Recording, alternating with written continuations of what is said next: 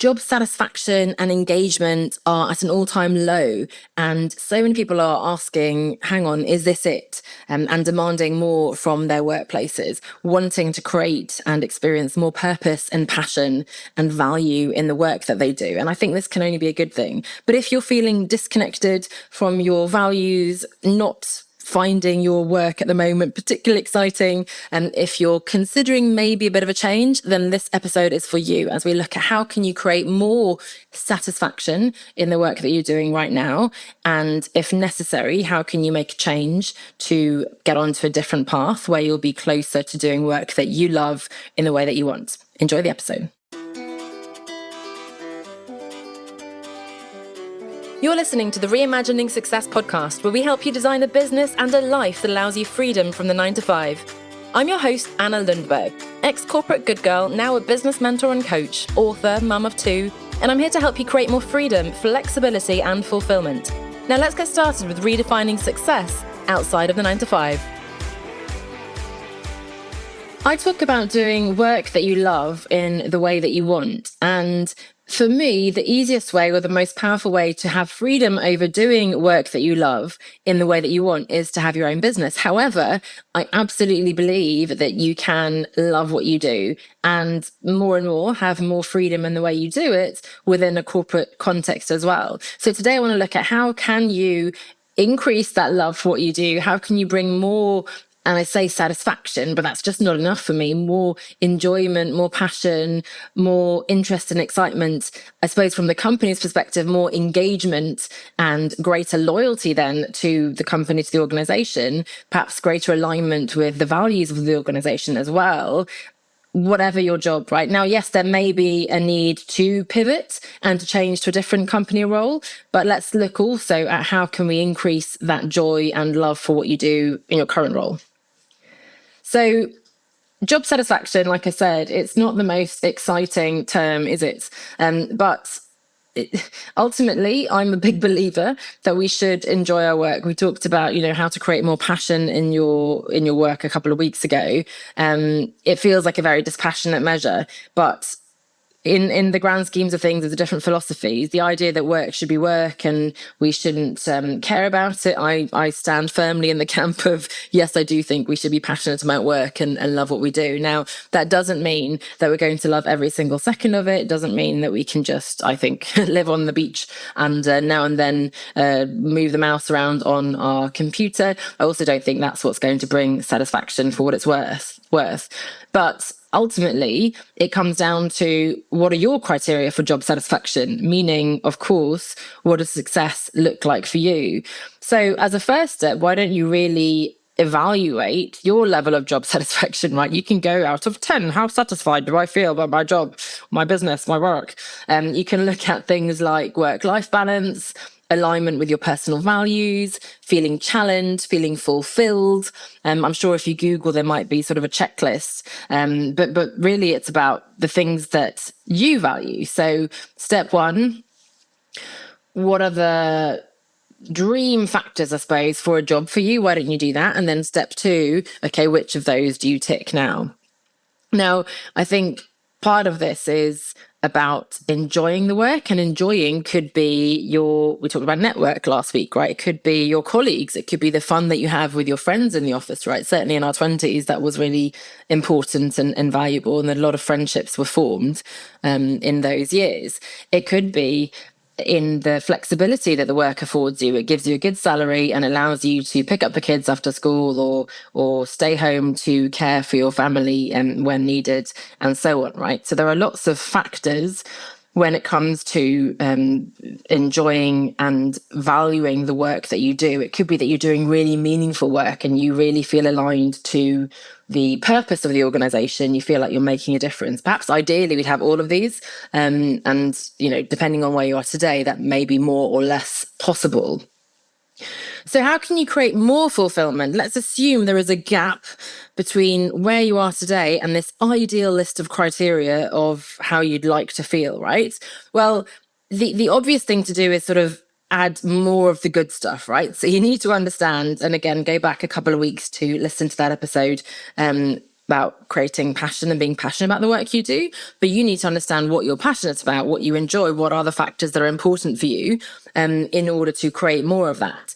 But a couple of obvious suggestions would be, are there new projects or initiatives within your current role that could break the monotony if you're feeling a bit bored, or create opportunities to learn new skills or work with different teams? Maybe you're just feeling a bit stagnant, and you're looking for those new projects.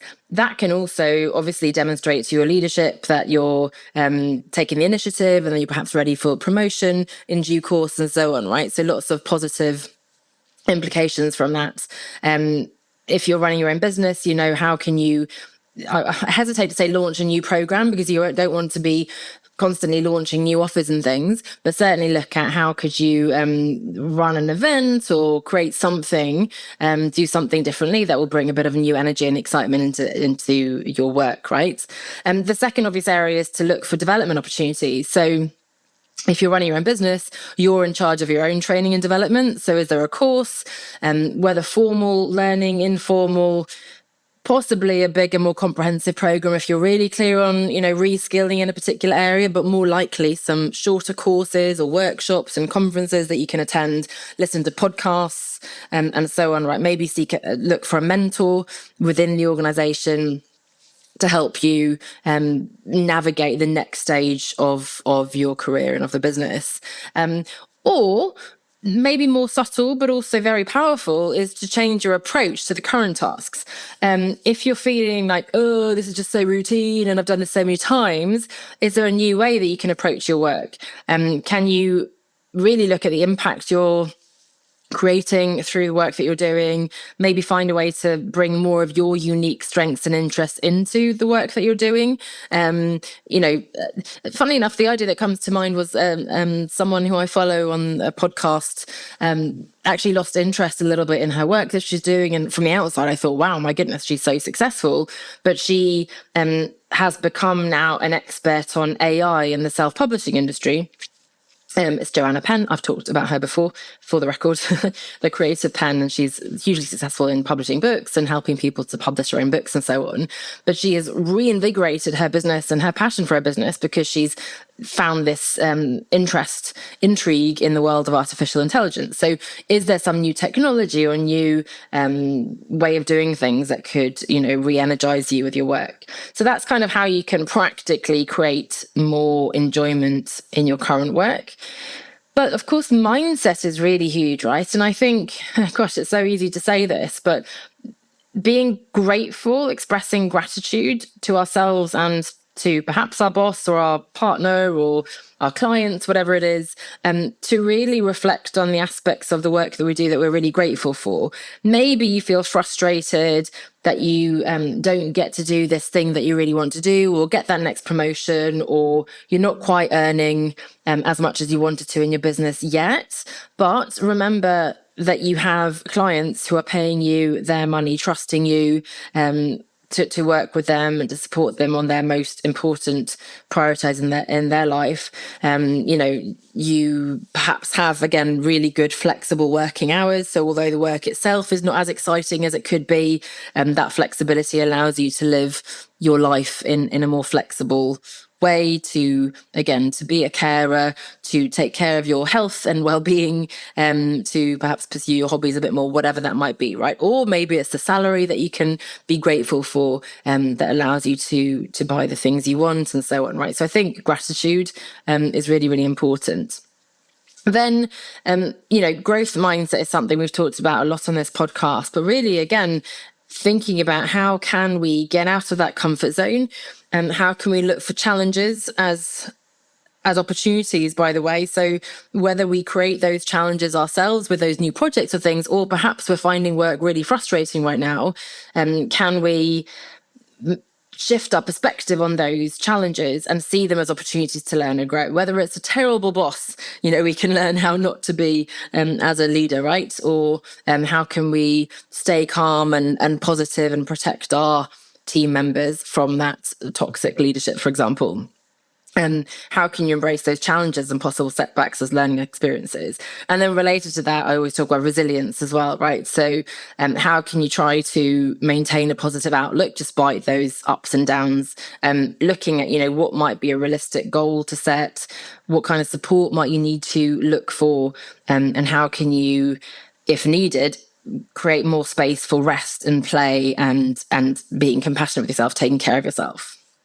And then finally, because sometimes this is necessary, you're not going to be able to bring the joy back. You're not going to find the satisfaction in your current role or business and so on. Now, if it's your business, you have basically every freedom to evolve exactly as you want to. So that's almost difficult in itself. It's hard to turn your back on something that's been working.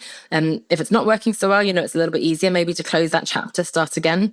But if you're not able to bring back that passion, if there are no opportunities, if that work dissatisfaction really persists despite attempts at reframing things and being grateful and getting support and doing all these things we've talked about, then maybe there's a massive misalignment with your personal values. Maybe it is time to then look for a bigger change. As ever, you don't need to take a huge leap and quit today and go cold turkey. Probably not the right thing, unless, of course, the work really is causing you issues from a health perspective and there's a real values misalignment and so on. Generally something a bit more soft, a bit more gradual, be more effective. And then, the reality is most of us are going to have multiple, not just jobs and roles, but careers in our life. So see that as a natural part of professional growth, see it as an opportunity to develop personally, professionally, and ultimately, you'll be surprised, I'm sure, by how much things can change in quite a short space of time. So a bit of a kind of a stream of consciousness there about how we can enjoy work more. Again, have a listen to the last couple of weeks of episodes. If you are looking for new opportunities, the networking that we talked about last week can be pretty powerful. But think about, okay, as I said right at the beginning, what is your ideal? What are the things that matter to you? One of my first bosses ever said, when considering the next role, what are your criteria? What are the non-negotiables? And what are the kind of the nice to haves? So maybe work-life balance, flexibility, the hours are really absolutely non-negotiable for you right now. Maybe you could compromise a little bit on the salary or, whatever the criteria are for you, getting really clear on what that ideal scenario would look like. Secondly, looking at where you are today and what those gaps are. And then third, looking at what steps you can take. So whether they be short-term things like talking to your manager, talking to your team, trying to adjust your role, create new projects and opportunities and things within your existing role and business, or longer-term skills development or transitioning to a different role, different industry, or different career entirely. So really looking forward towards your thoughts on this one. Job satisfaction, it just sounds like such a low bar, doesn't it? So it's so much more than that for me. Being satisfied with job, I know it's a privilege, but it feels like it's not quite enough maybe for most of us these days. And certainly all the data shows that more and more people are questioning and wanting more purpose and value and passion for what they do. So I think this can only be a good thing. And especially, we mentioned AI briefly, ideally, artificial intelligence is going to take away some of that drudgery and the sort of the boring routine tasks, allowing us, in theory, to be more creative and do more fulfilling work. So here's to that future.